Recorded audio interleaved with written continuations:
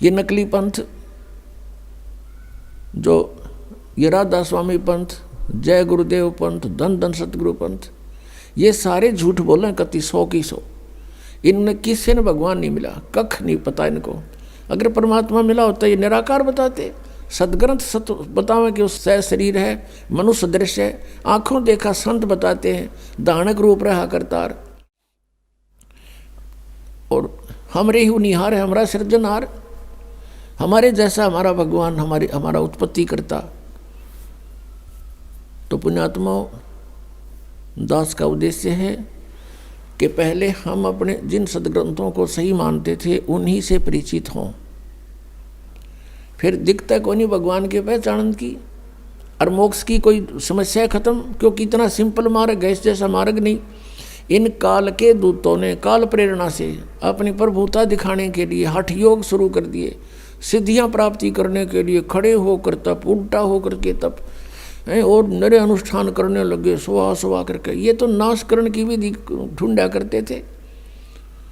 एक दूसरे पर प्रभु पाकने के लिए किसी ने एक सिद्धि प्राप्त कर ली तो दूसरा ने सोचा 3 करूं मैं, और तब इससे मैं सुपरियत कहलाऊं जनता में।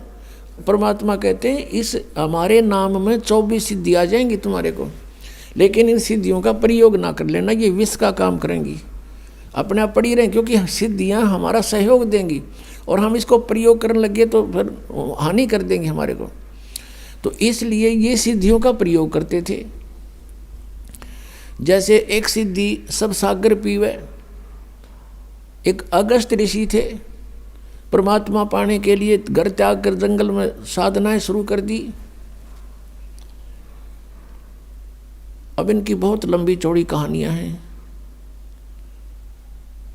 बचपन जंगल में निकल गया, 30-40 वर्ष का हो गया, फिर भ्रमण शुरू कर दी। यानी पहले बैटरी चार्ज करता था, 1 वर्ष में 6 महीने तपस्या साधना करता था, 6 महीने भ्रमण करता था गांव गांव नगर नगर में जाके। तो उसकी महिमा होगी। एक राजा की संतान नहीं थी। राजा ने उस पता लगा कि बड़े पहुंचे हुए महापुरुष हैं, जंगल में साधना करके आए हैं। तो राजा ने प्रार्थना करके अपने पास हफ्ते 10 दिन रखे, सेवा की। फिर प्रार्थना की कि हमारे संतान नहीं है। अगस्त ऋषि ने कहा ठीक है, हो जाएगी, संतान हो जाएगी। अगस्त ऋषि चले गए, पीछे से राजा के घर कन्या ने जन्म लिया। अब वो घूमता घूमता 12 वर्ष के बाद फिर उसी रेंज में आ गया। 6 महीने साधना करता था, 6 महीने ऐसे जंगल में गांव गांव नगर नगर में घूमता था। तो 12 वर्ष के बाद उसी साइड का नंबर आ गया। राजा को पता चला कि वो महापुरुष आ रहे हैं, अगस्त ऋषि।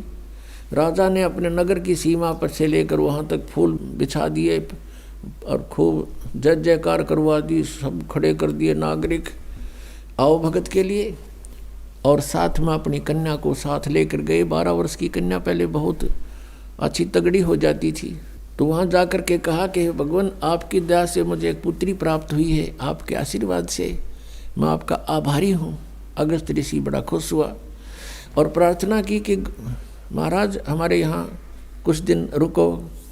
पहले तो कह रहा था कि नहीं मैं 1 दिन से ज़्यादा कहीं नहीं रुकता हूँ।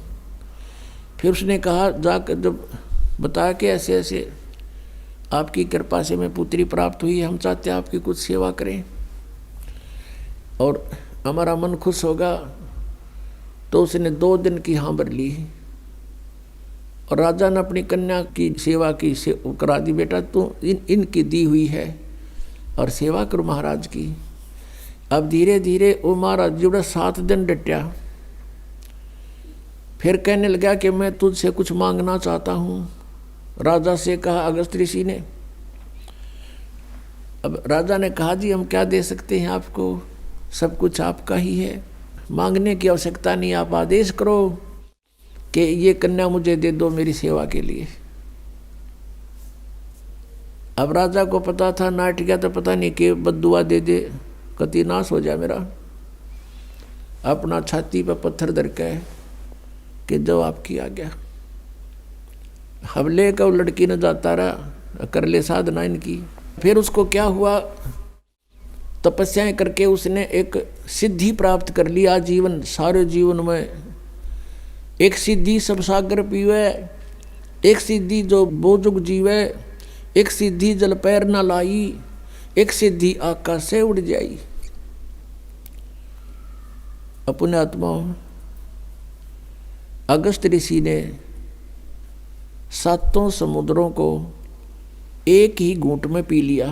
अब फिर प्रार्थना की उससे अन्य ऋषियों ने, देवताओं ने कि भगवान यहाँ तो सब आओ भाव बिगड़ जाएगी, एटमॉस्फेयर चेंज हो जाएगा, और आप दया करो, हमारे ऊपर रहम करो। रहम कर दिया, उल्टा ही कुरला कर दिया, 7 समुद्र भर गए। अपने आत्माओं, आज हम अध्यात्म ज्ञानहीन हो लिए कति। इन नकली ऋषि संतों महंतों के कारण इन कह का पता नहीं, हमें नास्तिक का दूसरा रूप बना दिया कि भगवान ऐसा नहीं कर सकता, ये सब झूठ बोलने की बातें हैं। नहीं, अध्यात्म के अंदर बहुत बड़ी प्रबल शक्ति है, ऐसा बिल्कुल संभव है। लेकिन ये हमने चाहिए नहीं थी, इनकी आवश्यकता नहीं थी, अज्ञानता के कारण ये किया। क्या कहते हैं परमात्मा, कहते हैं कि डंब कर डूंगर चढ़े, लोग दिखावा करते हैं। ये तपस्या करने वाले ऊंचे से स्थान पर बैठेंगे जहाँ से दूर तो दिखे सब ने महात्मा वो बैठा, और फिर आँख मीच कर बैठा रहे, फिर उसकी सेवा शुरू हो जा, लोग आन जान लग जा, उसकी महिमा हो जाए। वह महिमा की भूख है। परमात्मा कहते हैं कि डंब करें डूंगर चढ़े, डूंगर माने ऊंचे टीले पे, पहाड़ पे, पहाड़ पे, अंतर झीनी झूल, जग जाने बंदगी करेंगे वो सूल बबूल।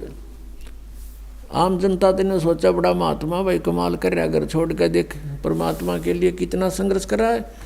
तो कहते हैं ये तो बो है सूल बबूल, ये तक काटे बो अपने आने वाले जीवन में, इसकी साधना ठीक नहीं।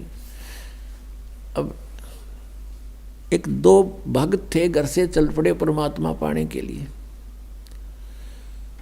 उनको एक महात्मा मिल गए जिसका बहुत बोलबाला था, बड़े सिद्ध पुरुष कहां थे। दोनों ने वहां दीक्षा ले ली, घर त्याग कर चले गए, सन्यासी हो गए। कई वर्ष तक वो महात्मा के साथ रहे, गुरुजी के साथ आश्रम में। अब गुरुजी की मृत्यु के बाद वो दोनों निकल गए वहां से और अलग अलग दिशा में सिद्धि प्राप्ति के लिए चल पड़े, क्योंकि वो सिद्धि ही सिखाता था। जो उनमें से एक था उसको परमेश्वर कबीर देव जी का सत्संग मिल गया। जैसे आप जी को भी बताया कि परमात्मा 3 स्थिति में अपने संसार के सभी कार्यों को संभालते हैं। एक में तो पूर्ण रूप ऊपर बैठे हैं, सब ब्रह्मांडों का कंट्रोल करते हैं।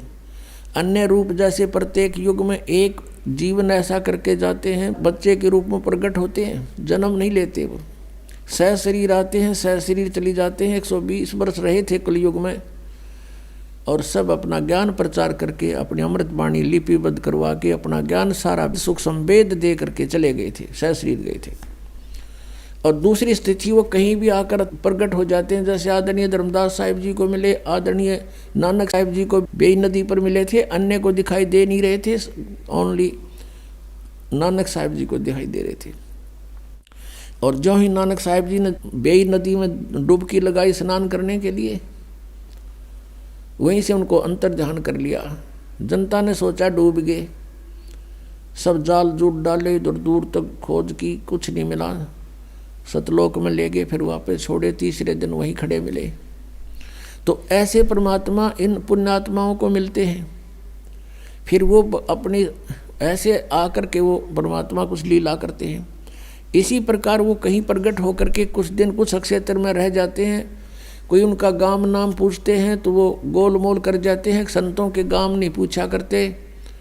तो जनता भी नहीं ज़्यादा खोजबीन करा करती, ना कोई मीडिया ऐसे कोई साधन थे। जैसे आजकल टेलीफोन है, नाम बता दे जब गाम, वहाँ पूछ लें करके भाई यहाँ का कोई आदमी है। तो उस समय ऐसा नहीं था। तो परमात्मा ऐसे रहते हैं, किसी एक क्षेत्र में कुछ दिन रह गए फिर अचानक चले गए, साधु रहते थे अचानक चले गए, वापस नहीं आए। ये वो परमात्मा की लीला थी। तो कबीर परमेश्वर जी ऐसे रह रहे थे वहाँ। वो उन दोनों गुरु भाई जो थे उस सिद्ध के, उनमें से एक को उस परमात्मा कबीर देव जी का टच हो गया, सत्संग हो गया, मिल गया उसको। कई दिन लगातार सत्संग सुना, उसका तो जीवन बदल गया। जिन सिद्धियों को वो प्राप्त करने की चेष्टा कर रहा था वो खत्म हुई, परमात्मा पाने की उमंग उठी, सत्साधना शुरू कर दी। अब कुछ दिनों के बाद परमात्मा ने लीला की। संत ने उसे कहा, बेटा अब तू आगे उपदेश दिया करिए, और तुझे आदेश दे दिया मैंने। उधर से परमात्मा घूमने के लिए बहाना करके निकल गए जंगल में, वन में, वापस नहीं आए। खोजबीन की, देखा कोई व्यक्ति किसी हिंसक पशुओं ने खा रखा है, ऐसा स्थिति कर दी। उन चेलों ने सोचा गुरुजी को तो किसी ने खा लिया, उनका अंतिम संस्कार कर दिया। जबकि वो परमात्मा थे, वो तो चले गए थे। अब 10-12 वर्ष के बाद कहीं पर समागम था कोई, जैसे कई प्रकार के संत इकट्ठे हो जाते हैं, जैसे मेला होता है कुंभ का। वहाँ पर वो कबीर परमेश्वर का अनुयायी भी चला गया। उधर से उसका पहले वाले गुरु का चेला, वो सिद्ध जो सिद्धि प्राप्ति के लिए निकला था, वो भी आ गया। 12 वर्ष के बाद दोनों मिले, गले से मिले, बड़ी खुशी हुई। और फिर दरिया के किनारे बैठे थे, चर्चा चली कि बोलो भाई क्या उपलब्धि हुई 12 वर्ष के बाद। अब जो परमात्मा कबीर जी से परिचित हो गया था, उसने कहा भी मुझे तो सब कुछ मिल गया। अब वो जो सिद्ध पुरुष सिद्धि ही करने की चेष्टा में था, उसने पूछा कोई सिद्धि बता, क्या प्राप्त हुई तुझे। अब वो कबीर पंथी ने कहा कि भाई सिद्धियां की हमें जरूरत को नहीं, हमें परमात्मा मिल गए। परमात्मा पाना था हमने इन सिद्धियों से, ये तो खिलौने हैं, बच्चे खेलते हैं इनके साथ। तो वो कहता है सिद्ध जो उसका गुरु भाई था, सिद्ध पुरुष का चेला, अब भी सिद्धि वाले डले हो रहा था। उसने कहा तू अच्छा आदमी है, अरे सिद्धि मैं बताऊं मुझे क्या उपलब्धि हुई, अभी दिखाता हूँ आपको। दरिया के ऊपर के ऐसे चल पड़ा जैसे थल पर चलते हैं, और परले पार चला गया, वापस फिर आ गया। देखा मैंने ये सिद्धि प्राप्त कर ली। अब उसने माथे बात मारा कबीर पंथी ने बोला 12 वर्ष में तने 2 अन्य की कमाई करी। एक अन्य में ये नौका वाला परली साइड में छोड़ देता है, एक अन्य में उल्टा ले आता है। सारे 12 वर्ष में तने 2 अन्य की कमाई करी। ये टट्टू साधना प्राप्त हुई, क्या उपलब्धि हुई तेरी। इस बात से वो बड़ा प्रभावित हुआ, फिर बैठ गया उसके पास। सचमुच यूं के डले डोए बने, ये तो नौकाले में बैठ के कोई चला जा ढाई अन्य में मजदूरी कर ले, इसका अच्छा किता। फिर उसको सारा ज्ञान जो परमेश्वर से प्राप्त था, अब उस भगत ने नूना बेरा था, वो भगवान थे, वो तो गुरु एक संत मानते थे। वो सारा ज्ञान जो परमात्मा से प्राप्त हुआ था अपने गुरु भाई को सुनाया, बड़ा प्रभावित हुआ। अपने आत्मा जिसने भगवान पाना है वो बकवाद नहीं करा करते, वो तुरंत समर्पित हो जाते हैं। उसके प्रेरणा जबरदस्त जागी कि अब मेरा कल्याण क्यों कर होगा। मैंने डला डोलिए, सारा जीवन खो दिया, कुछ कृपा करो, मेरा भी उद्धार करवा दो, महापुरुष से मुझे नाम दिला दो।